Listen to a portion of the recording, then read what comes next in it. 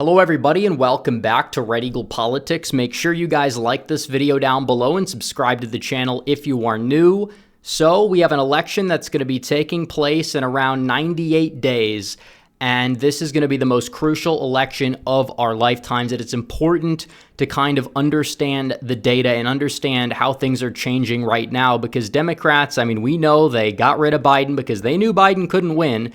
And they replaced him, who was arguably the most unpopular first-term president in American history since probably, Jimmy Carter back in 1976. They replaced him with the most unpopular at the time, and probably still even now, vice president in the history of the United States. And Kamala Harris has raised a lot of money. She is kind of in a honeymoon phase. That doesn't necessarily mean she's a strong candidate or that she's in a strong position for victory, especially down the stretch, which she's been known to implode down the stretch. Initially when she first announced, she got a sugar high bump. And then as time went on, she had a lot of staffing issues, which was really carried over to her tenure in the White House, where she's allegedly been a very abusive boss, and that's not a really, really good thing in regards to running for office. I think that, she was endorsed very quickly by Biden. I think that was, in a way, a slight at Obama, because Obama, who is much smarter than Biden and much smarter than Kamala Harris, knew that she probably couldn't win. And, that's kind of the whole thing. That's why he endorsed her on some awkward, phone call a week and a half later. But you look at this. Donald Trump is polling at his record high. 48.1%. He never pulled that high. So many people are like, oh, what are we going to do? Look, you are dooming, but Trump is at a record high. You could go all the way back, the start of the election cycle. He's polled 47.8 in March, 40, he always keeps going back up, but he's exceeded that since Kamala Harris has entered the race. Now, she is polling much better than Biden was. Biden was at 44. She's getting more people on board who probably otherwise would have voted Democrat, probably otherwise would have voted for Biden anyways. And that still doesn't even take into account a possible response bias, which is corroborated across multiple polls. And we've conducted a poll out of Michigan that Trump shared on his Truth Social. We had to weigh the poll quite a bit because we had so many Democrats, and it's mainly white liberals, people that identify as liberal, people that identify as, it seems like, black liberal women.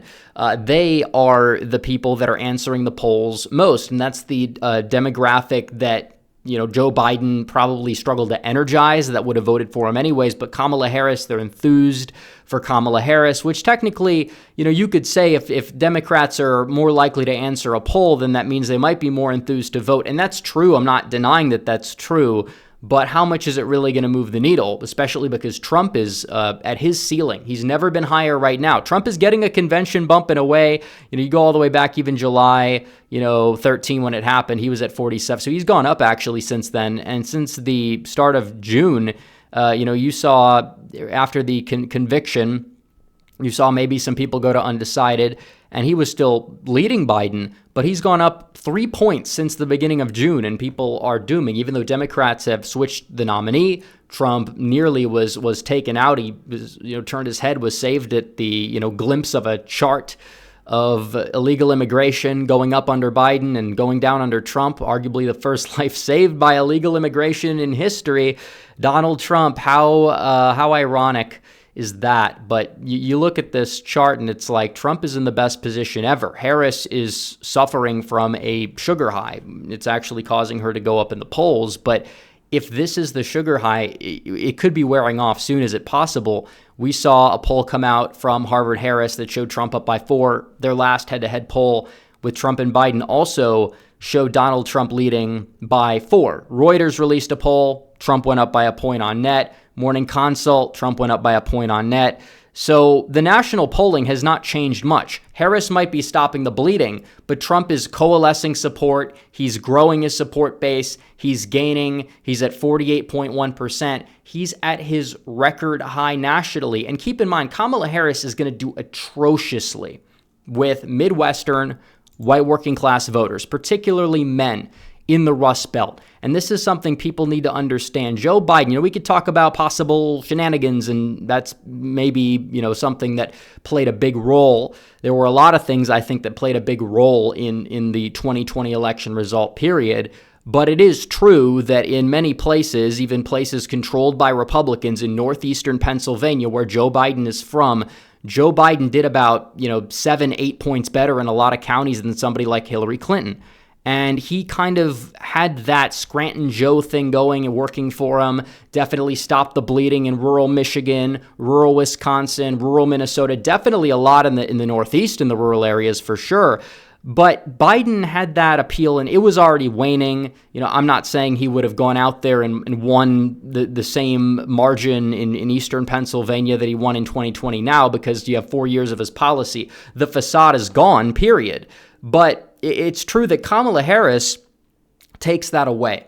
It takes it all away. A lot of people know Joe Biden. They might have not cared much either way about Kamala Harris, but they really didn't know her.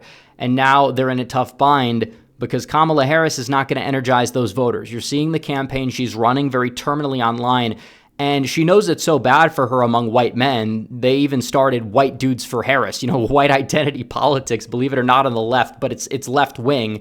They're basically sitting on a Zoom call apologizing for being white and calling people racist if they don't like Kamala Harris. That's not going to appeal to your average white male voter. So if anything, they're turning them off by doing this bizarre stunt that already in and of itself is just so patronizing, and it's just not working out for them. And it's absurd that they would even try something like that, especially, given the way that these people operate and the way that they, only have identity politics for, certain groups, but not others. But even their identity politics towards the white men, it's not working out too well because, again, she's not appealing culturally to them by doing this. If anything, it's quite the opposite. But you're looking at this, and it's like, okay, there's a lot of blue shift in Pennsylvania. And Donald Trump, if he reverses that, he'll be able to win. Same thing goes for Michigan. Same thing goes for Wisconsin. Now, you could say black turnout will likely go up. First of all, there's a lot of black men who don't like Kamala Harris and probably like her even less than Biden. That's where Trump's gains were coming from. Black female voters are going to be enthused for Kamala. Maybe some were saying undecided, but Trump probably only gets 5% of them, 6% at most anyways, to the point where is it really going to move the needle? Biden already had a ridiculously high black turnout because of the BLM, riots, all that kind of stuff that energized black turnout. You're probably not going to see that again in the same capacity, and she's not going to be able to relate to Hispanic voters either. The energy industry as well. You're talking about West Virginia. She's going to get utterly decimated in western Pennsylvania, West Virginia, eastern Ohio. Biden was already starting to show, struggling in some places, Mahoning County, even compared to Hillary, who won it. Biden lost it. Kamala is going to exacerbate that. And that's what I think a lot of people that are dooming just don't understand how this plays out. People will critique Trump's messaging. Trump's messaging is actually more tailored to the Rust Belt than ever before. Some people don't like the Vance pick. I think a lot of people do, actually, but a loud minority don't like the Vance pick. But Vance's selection was a double down pick for the Rust Belt, kind of like how Bill Clinton picked Al Gore so he could possibly get a lot of those, Southern Democrats even more on board. Some of these double down picks can work so long as Trump holds his own in places like Georgia, which he's favored to win, Arizona, which he's favored by a sizable amount, Texas and Florida, North Carolina. None of those are really going to be all that competitive. North Carolina probably will be the closest, but I don't think Harris is really a shot, especially now that Roy Cooper decided that he will not be joining the sinking ship, although I think it's likely that he ends up running for Senate in 2026. Furthermore, we do need to analyze some other polls because it's not all been, this great shift to Trump's column. And we know that. We have polls out of Morning Consult, although I think we're back to calling them Morning Compost because this is just malpractice. There's just no way, period. And that's not because they don't fit my narrative or whatever. It's because they're just absurd. You're not going to have Kamala Harris win Michigan by 11 and then lose Pennsylvania by 4 percentage points. You're not going to see a shift to the left of 9 in Michigan, 1 in Wisconsin, then a shift to the right of 5 in Pennsylvania, period. You could talk about the Arizona poll. That's even an outlier. The Georgia poll being a tie, slightly more realistic, still, in my opinion, an outlier that's being fueled by response bias. Same thing goes for Nevada.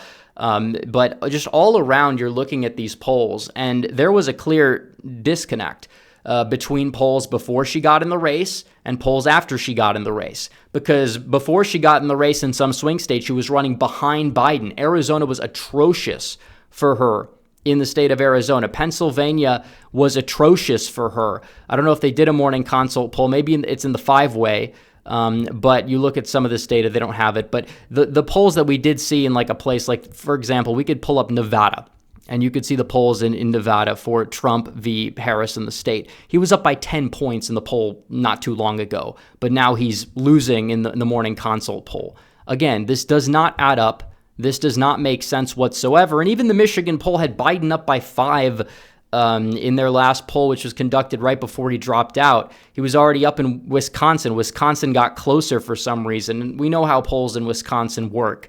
North Carolina didn't move much. Georgia didn't really move much. Arizona and Nevada basically just flipped on their head for some reason.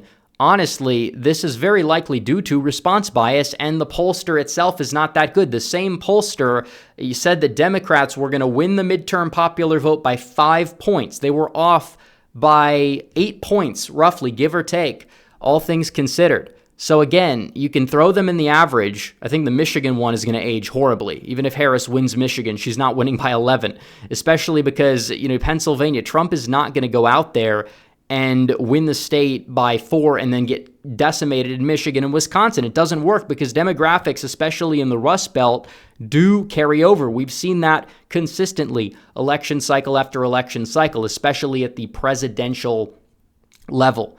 So is there a response bias? It's very possible. It might be plausible. Pollsters are not accounting for that. Do I think that they're intentionally manipulating their numbers in most cases? Probably not. But again, this pollster is not very good from the get-go. And I trust like New York Times in the swing states a lot more. I trust, Cook Political Report. If they decide to release another round, they're kind of in line with the expectations. But like even so, this is the round of pollsters. And even then, Harris is not even ahead. Trump wins Pennsylvania, North Carolina, and Georgia, which is still a dead heat. He wins the election regardless, plain and simple. Nothing else is going to matter at the end of the day. But I personally think that these need to be taken with a grain of salt. That's not me saying, well, we're going to discard all polling that doesn't fit the narrative. It's not that at all. Some people will say that, but in reality, it's because they just don't add up. Why is Biden's approval rating already just skyrocketing? Why is it skyrocketing? He was down by -20. Now he's down -14, -14.5. And it's possible that in the latest round of polling, like from Harvard-Harris, he's, and Harris are starting to fall a little bit because there's not momentum that's materializing in the second round of a lot of these pollsters nationally. Swing state polls might be lagging, and they usually do lag a little bit. But you look at that and you look at the favorability polls. You see Kamala Harris. Her favorability in recent polls, they're taking off. It's like, what's happening here? She was very unpopular, down -20 a few months ago. Now she's -7, and some polls have her +1, +4. Even the Harris poll that has her losing has her at a tie. Again, could it be Democrats coalescing behind her? It's possible, but a lot of this is just not exactly explicable in the traditional sense. It could be a sugar high, probably is a sugar high, probably wears off. But again, even if you want to analyze that and overanalyze it, you have to look at the Trump numbers, because if you remove the poll from ABC News, which was atrocious, conducted by a sample including adults, who knows, you might have illegal aliens in that poll because they don't even put a registered voter screen. But you take out all those polls and you go all the way back to the polls post-Butler, post-RNC, Trump is at 45.4 favorable, which he's never really been that high ever. If you look at the favorable ratings, 45.4, he's never actually, I think for one day for some reason, they didn't poll much back then, so I take that with a grain of salt. But either way, 45.4% favorable, which is about 8 points higher than his 2016 total when he won. And his unfavorable rating is arguably at a record low during an election cycle at 51.6. And when they asked people if you approve of his job, it's, all in the 50s. If you approved of his job as president, people view his presidency, even if they don't like him as a person all that much, there's a majority of the country that views his presidency as something that was a net positive for the country. They like his job performance. They don't like Biden's performance. And, even in terms of the Harris polls, a lot of them are not too fond of her. So either way, as much as there is talk about a phantom Harris surge, Trump is also gaining, and he's at his record high. So if the sugar high wears off and Trump still is polling at 48%, that's really, really good news for Donald Trump overall, because, again, he's never gotten that in the popular vote. In 2016, he got 46.1%, and in 2020, he ended up getting 46.9%. So if he's able to get 48, that means at the end of the day, Harris is probably, even at a ceiling for her. If she wins the popular vote, maybe she gets 50, 51. She could even get 52. If she's winning it by 4, that's no guarantee she even wins the Electoral College, just because of how weak she's likely going to be down the stretch in Michigan, Wisconsin, and Pennsylvania. So anyways, guys, thanks for watching this video. Like this video down below, comment down below, subscribe to the channel, hit the bell for notifications so you never miss another video. Follow me on social media. The links are all in the description down below, and I will see you guys in the next one. Red Eagle, out.